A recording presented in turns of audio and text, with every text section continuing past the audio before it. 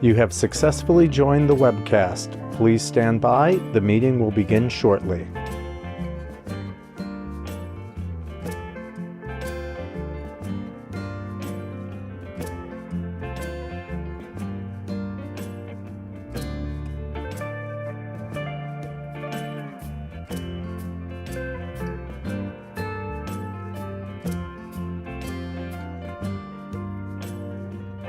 You have successfully joined the webcast. Please stand by. The meeting will begin shortly.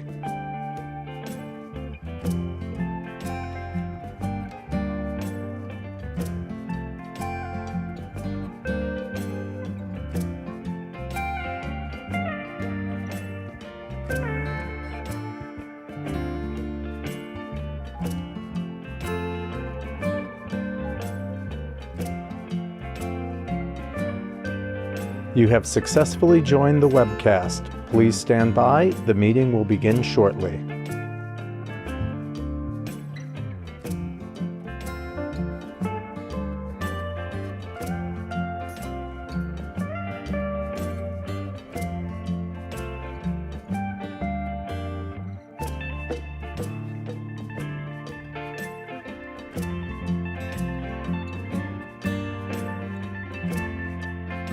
You have successfully joined the webcast. Please stand by. The meeting will begin shortly.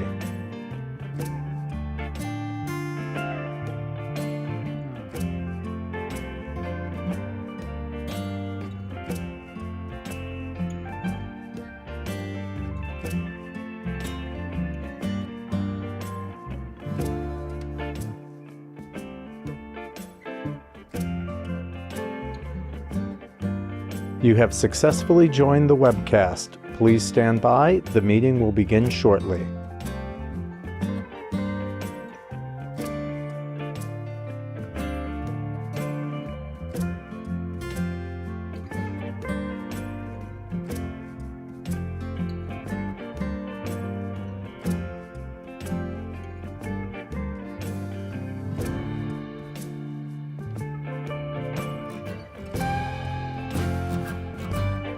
You have successfully joined the webcast. Please stand by. The meeting will begin shortly.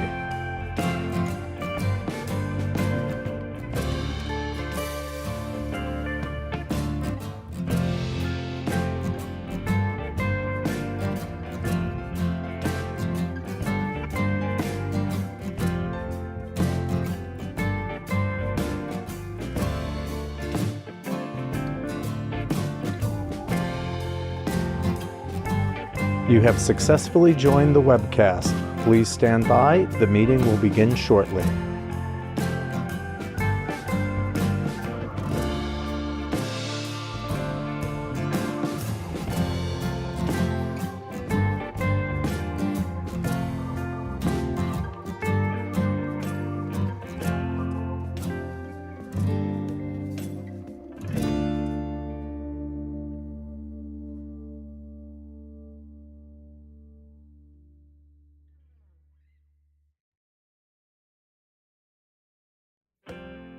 You have successfully joined the webcast. Please stand by. The meeting will begin shortly.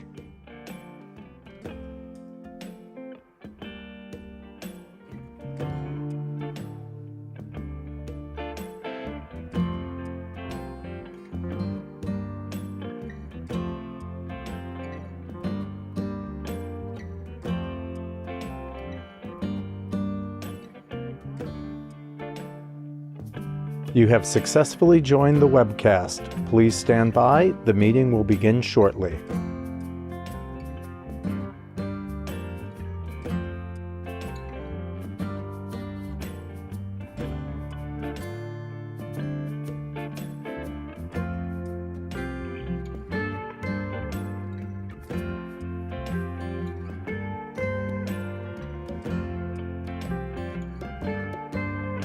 You have successfully joined the webcast. Please stand by. The meeting will begin shortly.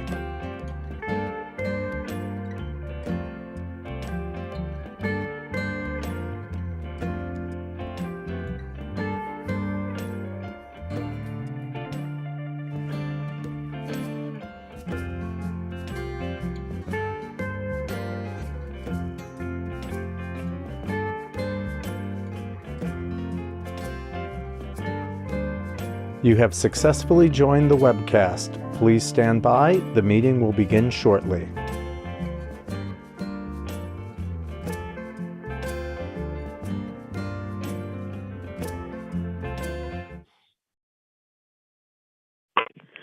Good afternoon, everyone. This is Debbie Royce, AYCDC's Corporate Secretary. I'd like to welcome everyone to this afternoon's meeting. And before we formally begin, I would ask you to please mute your lines unless you're speaking. We have the directors joining us by video today, so we'll do a quick roll call for those of you who are on the phone before we get started. Acting Chair Tamara McCaw. Here. Julian Beckford. Here. Drew Gabriel, were you able to join us? Jennifer James, were you able to join? Daniel Coomer. I'm here. Guy Richardson. Present. Ethel Tias. Here. Gib Vacconi. He's trying to log in. I just spoke to him. Okay, thanks so much. And Deborah Young. Present. So much. And I see Mr. Vacconi, you were able to join us. Thank you. Okay, thanks so much, everybody, for joining today. And Chair McCaw, you're ready to begin. Thank you. Good afternoon. It's nice to see you all today, and I welcome everyone to today's meeting. I now call to order the meeting of the directors of the Atlantic Yards Community Development Corporation for Tuesday, March 22nd, 2022. Before we get started, I'm going to back you up here, Debbie. I will remind everyone to please mute your video and your phones until you are ready to speak. Also, for the record, I will ask that anyone wishing to speak, please be sure to state your name before you begin so you are identified for folks who are joining us by phone today. I'd like to note for the record that in accordance with current legislation, this meeting will be conducted by video and teleconference. I will also note for the record that the public was given the opportunity to comment on today's agenda by submitting their written comments by 10 a.m. today. I'd like to state for the record that no comments were received from the public. The directors have received the meeting materials in advance of today's meeting and are free to ask questions at any time. Before we begin with the substantive portion of the meeting, I would like to ask the directors whether anyone has a potential conflict of interest with respect to any of today's agenda items. If so, I would ask you to please make an appropriate disclosure on the record at this time. We will then be sure that you may recuse yourselves from any discussion or vote with regard to such item. Okay, hearing none, I would like now to call upon Toby here to present the first item on today's agenda, a request for approval of the corporation's fiscal year 2022-2023 annual operating budget. Toby, when you're ready, please feel free to begin. I can't tell where you are. Sure. I don't have the privilege of being on video. I'm over the phone, so I hope directors are able to hear me okay. The directors are being requested to approve the corporation's fiscal year 2022-2023 operating budget, which totals $250,000. The budget, which is consistent with last year's budget, proposes $211,953 in personal services for salaries and employee fringe benefits, and $38,047 in non-personal services for costs such as insurance and office occupancy expenses. I'll note that the AYCDC operating budget is fully funded by an account per the funding agreement with the project developer. So these are all funds that are provided by a cost agreement that is completely covered by the Atlantic Yards developer. Happy to take any questions from the directors.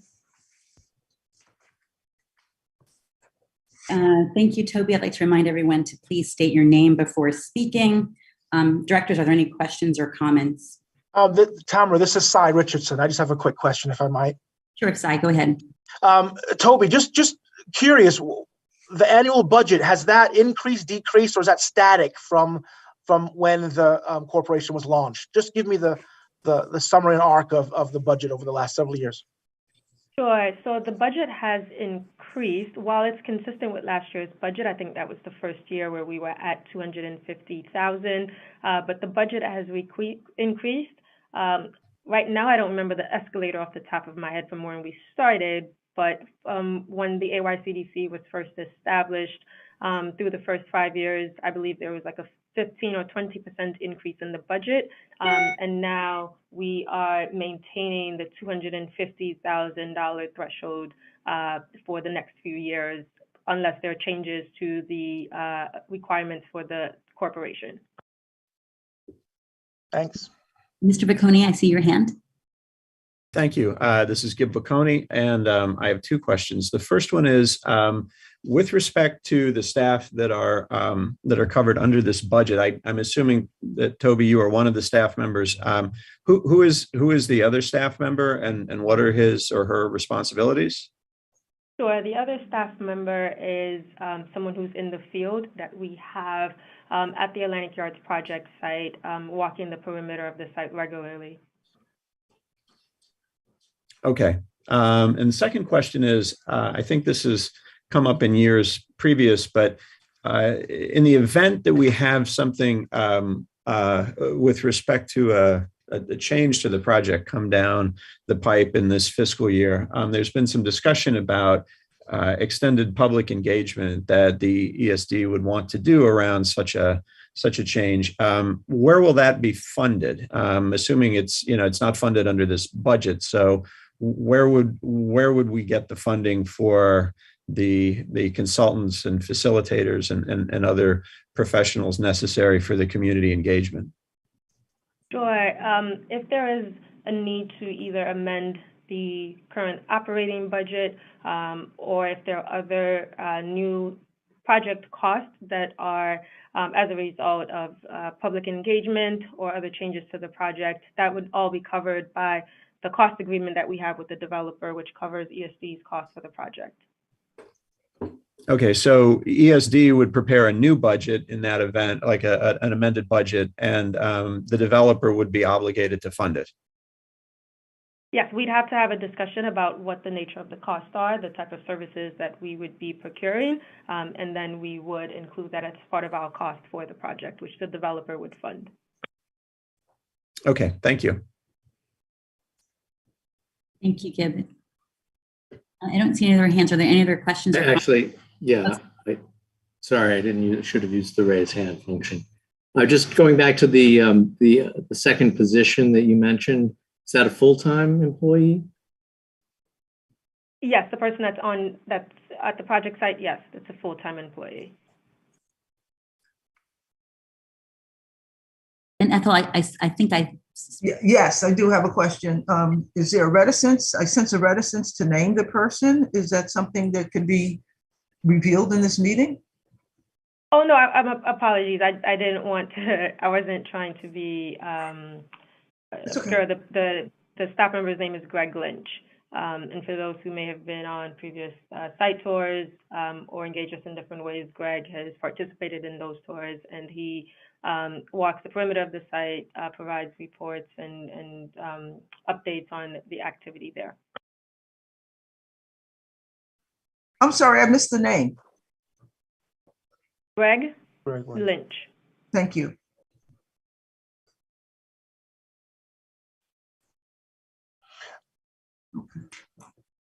Mr. Richardson, sorry, do you have another question? Yeah, just a quick follow-up. So Toby, are Greg's reports covered in the community engagement meetings? Is that where his feedback is shared with the broader community? No, his reports are shared with the project team. So he provides us with an update on the activity that's happening on site. So our monitoring works in different ways. We, of course, have our consultant team, which we'll actually discuss as part of the next agenda item, that are able to oversee various aspects of the work that's happening on the site. And then Greg plays an important role for us in that he walks the perimeter of the project, monitoring the various activities that's going on there, and also takes a look at things from the community's perspective to see if there are any concerns or any issues that we can try to anticipate. So that's shared with the project team.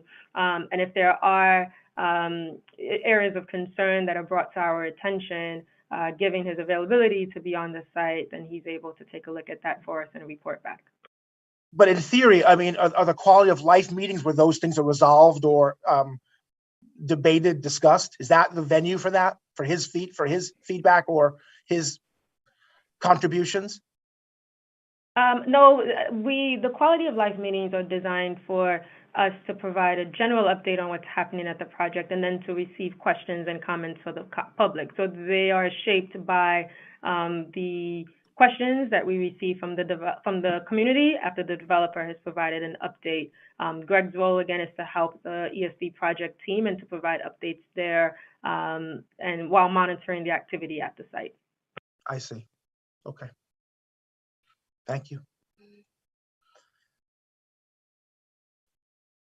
I just want to make sure that all the director's questions and comments have been addressed. I think that your hand is still up from before. I just want to make sure that there's not another comment. No, I just want to look at me. Okay. Do we have any comments from the public regarding this item? Maybe can you help me with that, or? There were no comments from the public on this item. Okay, I will now entertain a motion for approval. So moved. Can I get Second. thank you. All in favor? Aye. Aye. Were there any opposed? Thank you. The motion carries. Toby will now request authorization for the corporation to recommend to the directors of Empire State Development that ESD amend its consultant contract for mitigation monitoring services in connection with the Atlantic Yards Land Use Improvement and Civic Project. Toby, I turn it over to you again. All right, thank you. The directors are requested to provide advisement on ESD's mitigation monitoring contract with HDR for the Atlantic Yards project. HDR has served as ESD's mitigation monitor since 2007, and the firm's scope of work is defined by the project's Memorandum of Environmental Commitments, the MEC, which describes the specific mitigation measures the developer is required to undertake for the project. HDR works closely with the ESD project team. They monitor the site on a weekly basis and ensure an overview of the developer's compliance with the project's requirements. I'll note that HDR's quarterly reports are also shared with the AYCDC directors as part of our ways of keeping you informed.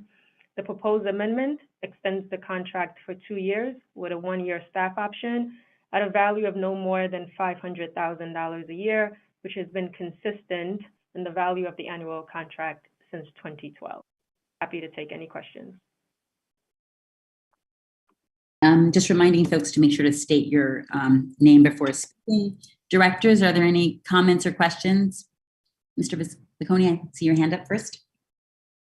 Yes, I was hoping, I just wanted a little help understanding the math on the contract summary. The summary says the current contract amount is $6,645,000 expiring in May of 22. And it's proposed to amend a 2-year term with a 1-year option at a cost not to exceed. Okay, so it's right. So we're actually amending sort of 3 years now at $500,000 each per year. Is that correct? That's correct. I can understand why the numbers may be a little bit confusing, but the idea is right now we are approving a 2-year term. There's the additional year option, but because we're coming to the directors for advisement on this matter, we're including the what the full contract value would be. So at $500,000 for technically 3 years. Okay, and in the event that the option for the 3rd year is exercised, where does that come from? Will we weigh in on that again, or will that just be decided by the ESD board or by staff? That would be a staff action, but an update would be provided to the directors. Okay, thank you. Ethel, state. Yes, I just wondered, out of the 3 proposals that were received, what was the percentage difference to the second place bidder proposer? Oh, though unfortunately, that the contract has been approved since 2007, so I don't have that information readily available. Happy to try to look that up in our archives, but HDR has served in this role for ESD for quite some time now. Okay, I read that as current tense. I'm sorry. Thank you. Thank you. I'm looking for hands or nonverbals. Any other questions or comments from the directors? Okay, seeing none, did we have any comments from the public regarding this item? Toby, can you help me here? There were no comments from the public on this item. Thank you. I will now entertain a motion for approval. So moved. Can I get a second? Second. Second. Thank you. All in favor? Aye. Aye.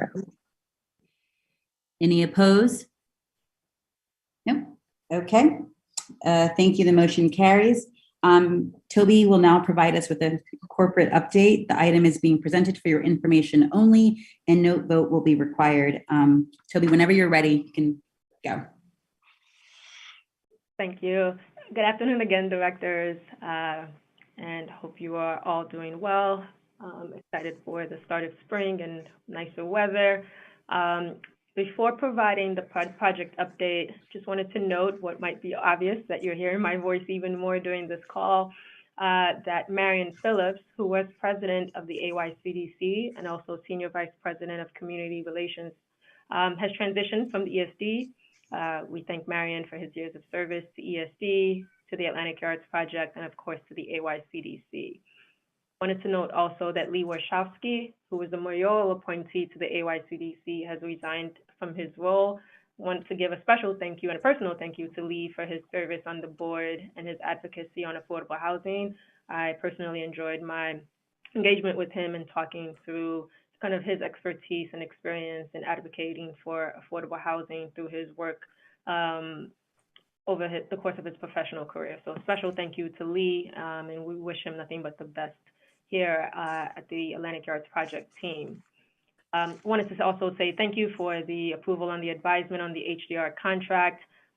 Please note, and I think I'd referenced this in response to a question from Director Verconi, that the SPV contract, SPV serves as ESD's owner's rep, will be amended on a staff level, and that contract amendment would only extend the term of the contract and not the value, so it does not require board advisement or board vote, but wanted to flag for the AYCDC and inform the AYCDC that the action would be taken. Again, it would not change the contract value.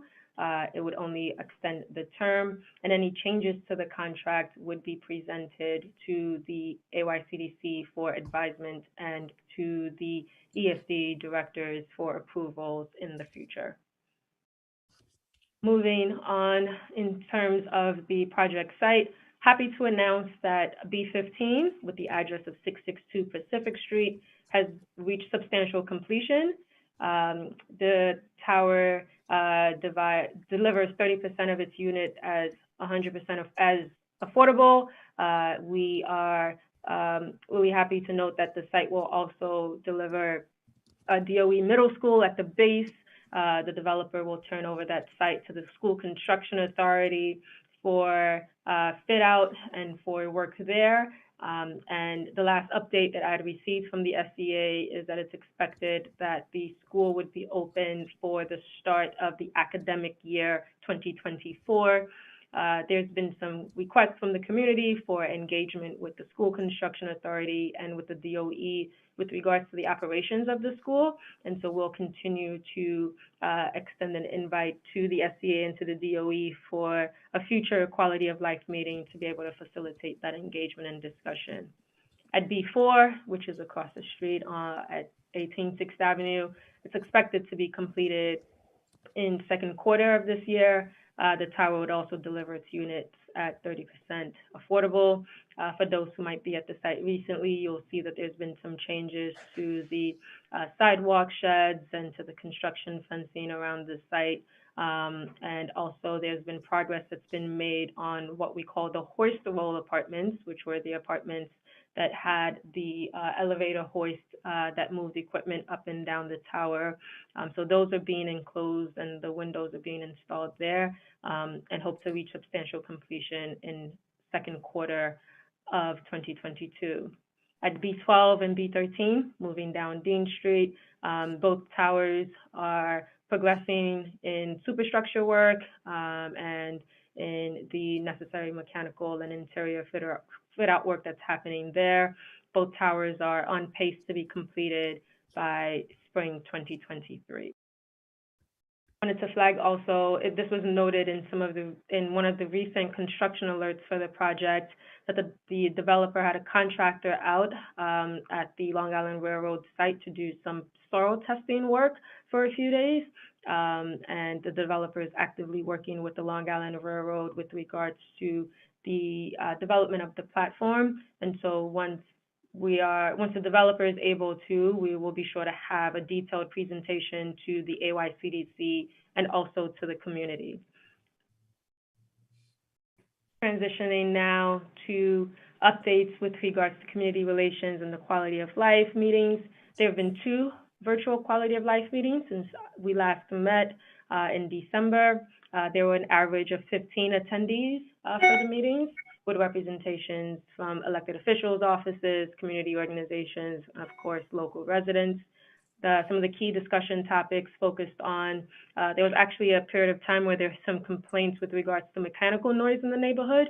So that took up some parts of our discussion. The issue has since been addressed and rectified. Discussions with regards to the parking garage operations, regulations for parking along Dean Street, the timing for construction activity, and also construction worker start times in the neighborhood. Of course, as I'd mentioned earlier, discussions around the LIRR platform and the timing for work also on B5, and general discussions with regards to the project's affordable housing obligations. The next quality of life meeting is scheduled for Tuesday, May 10, and details for that meeting will be shared with the community once available. So like I've said a lot and covered a few different topic items, so I'll stop here to take any questions or comments from the directors. I have a question. Ethel Tyus here.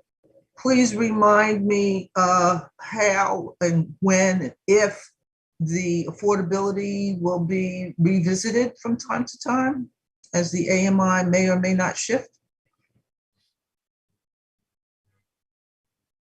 Sure. So right now, the B4 and B12 and B13 will deliver 30% of their residential units as affordable. The AMIs for B4 are available, but I don't have the AMIs for B12 and B13 at this time. And with regards to the project's 2025 affordability obligation and deadline, I don't have updates on that yet, but with the developer actively working with the Long Island Railroad to commence work on the platform and to also commence work on B5. Once we have a better sense of timing, we'll be sure to provide that update to the AYCDC and to the community. And for those towers, I don't have details on the AMI bands for what would be developed. Thank you. Yep, I think that you were next in the queue. Thanks. This is Gib Bocconi speaking once again for the record here. A number of things I'd like to ask you about. First, since Ms. Tyus brought up the question of affordability, and I do want to thank Toby for sending out the affordable housing spreadsheet that had the up-to-date numbers of everything that has been delivered. The project up to this point is very far away from the commitments that were made in the 2005 Affordable Housing MOU. There is much more middle-income housing being provided here than was expected, and much less low-income housing being provided. I'm particularly concerned that it seems like everything that's under construction right now is being subsidized with Affordable New York Option C, which will enable the developer to offer all the units, the 30% units at at 130% AMI, again, with middle income. That's a middle income level. And apparently, the community preference that existed prior to Affordable New York was a function of the 2007 421A. And when that sunset in 2016, there's no community preference anymore for affordable housing at Atlantic Yards. So nobody who lives in the community districts, the 4 districts that previously received preference surrounding Atlantic Yards 2, 3, 6, and 8 has any preference in the lottery anyway, even if they wanted the middle income apartment. This is just so far away from where the project was marketed in 2006. It's hard to overstate. This was a project that in 2006 actually convened a community meeting promising people from these neighborhoods affordable housing, low income affordable housing by 2010. So to think about how far we've departed from that is really, really a concern, and something that I hope we can find a way to address. Having said that, I would like to ask a couple of things that are a little bit more direct with respect to where the project's going. My understanding, and I guess this is something that Toby alluded to, my understanding is that the developers have asked DOT for MPTs to work on block 1120 and 1121 for the purpose of beginning to install footings for the platform over the rail yards. Is that correct? Are they in fact planning to work on both of those blocks and the work is going to commence in May, from what I've been told? Is that correct? I don't have details as to when the work will commence or how it is that they will be phasing the start of their construction work. It might be that the request to DOT is related to both the construction activity and also the storing of equipment or the logistics that's required to minimize disturbance to the Long Island Railroad. I don't have those specific details, but once that is available and once we're able to share a full presentation, will be given to the AYCDC and to the community. Is there a representative from the developers here on this call? Unfortunately, Scott Solish had a conflict. He was available when we'd had the meeting tentatively scheduled for the 15th, but due to the change was not able to make it for the 22nd. So we'll be sure to, again, once we're able to go into a little bit more details about that, provide an update from the development team. It is you're correct, the developer is working on and actively working with the Long Island Railroad to be able to start the construction of the platform. I just don't want to misrepresent the details of that at this time. And so once we're able to provide that presentation, it will be shared with the community and with the AYCDC. I mean, if Scott was here, I certainly would have asked him to what extent the work is financed at this point and that they can actually complete it. Because a concern that I have is that we may be looking to do enough work on both of those blocks so we can qualify for 421A under the current legislation. And again, that would open up the opportunity for all the affordable housing to be at middle income levels that gets built on those lots, which would be an outcome that I don't think would be consistent with the project's promises, so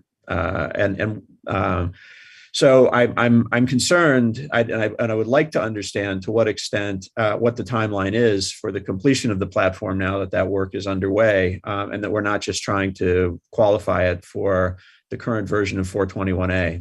That would be a concern in my view. I would like to ask about Times Plaza. My understanding is from the Department of Transportation, they are awaiting engineering drawings from Greenland Forest City Partners to approve so that work can begin. That's now years in the tube. Where is Greenland Forest City Partners on providing the drawings to DOT so that public improvement can be made?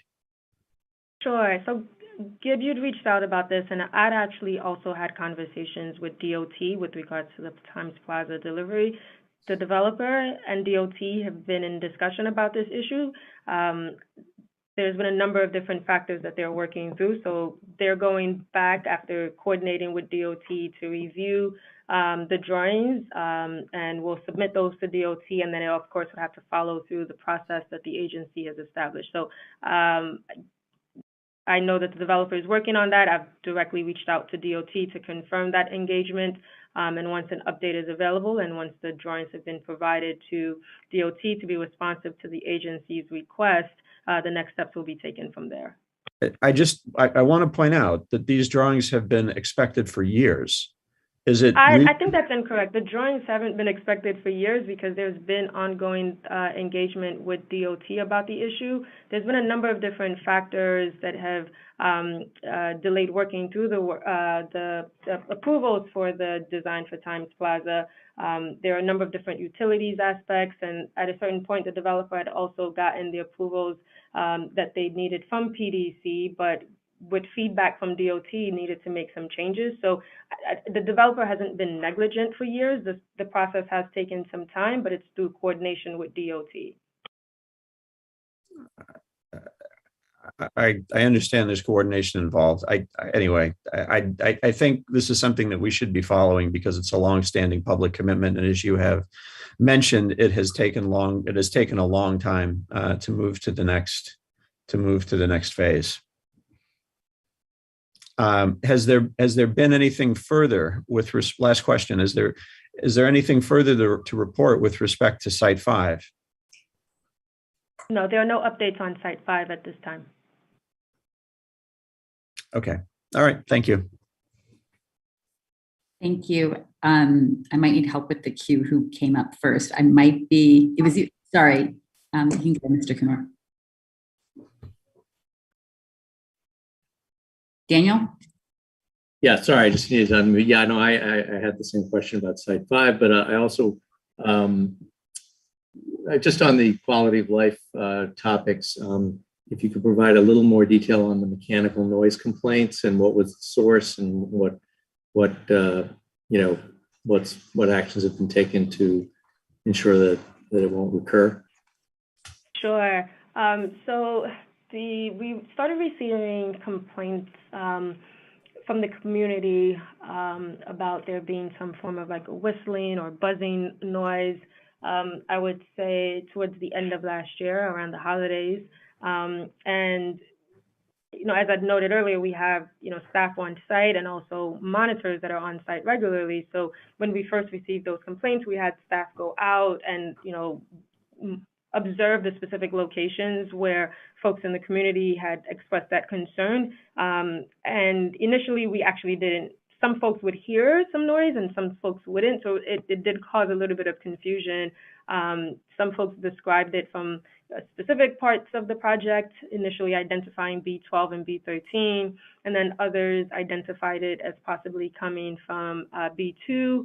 And so it took some time and like regular engagement. We even reached out to the Barclay Center, the developer did, to see if the source of the noise might be from there, possible that it was other parts of the neighborhood that weren't project related. But, we kept following up and trying to track the source of the noise.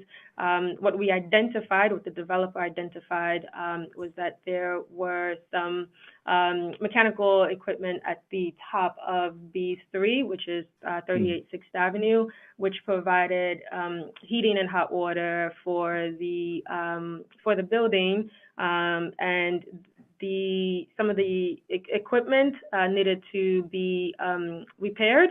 And so it took some time for the repair work to be done, but once the source of the noise was identified, the building's maintenance and operations staff took steps to minimize the disturbance to the community. And then they had contractors out and ordered new parts to repair the work. So we haven't received any new complaints in a number of weeks.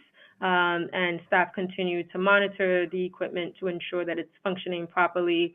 Part of what made it complicated, not just as I described the fact that sometimes the noise was audible to some residents and not audible to others, was also that the equipment did provide heat and hot water to the residents in 38 6th Avenue, and so there wasn't an opportunity to not have the equipment running because Right. then we faced having hundreds of families without heat and hot water. So the issue has been addressed, it's been rectified, and staff are also on alert to monitor the conditions to make sure that it doesn't reoccur. Okay, thanks. That's very helpful.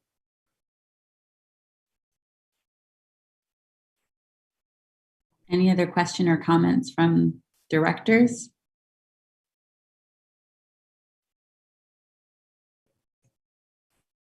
Okay, thank you for those updates, Toby. As noted on the agenda, we would normally now proceed to public comments. But as we mentioned earlier, no comments were received. Oh, sorry. Mr. Bocconi? I'm sorry. I was just remembered I had one other question, if it's okay. We've now passed the number of apartments that are that with TCOs that require an update to the traffic study for the project. Could we just get a status on where the traffic study is?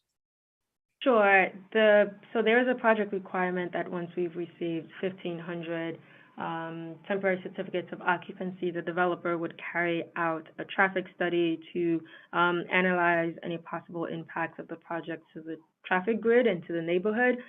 We are in discussion with both the developer and with DOT on that issue, and once an update is available, we'll be sure to share that. But it's a requirement that we're aware of. We flagged it as part of our regular monitoring of the project requirements, talking through the logistics, and once the details are available, we'll be sure to share. Okay. Again, my understanding is DOT hasn't received the scope for that traffic study yet. Is that correct? That's correct. Okay.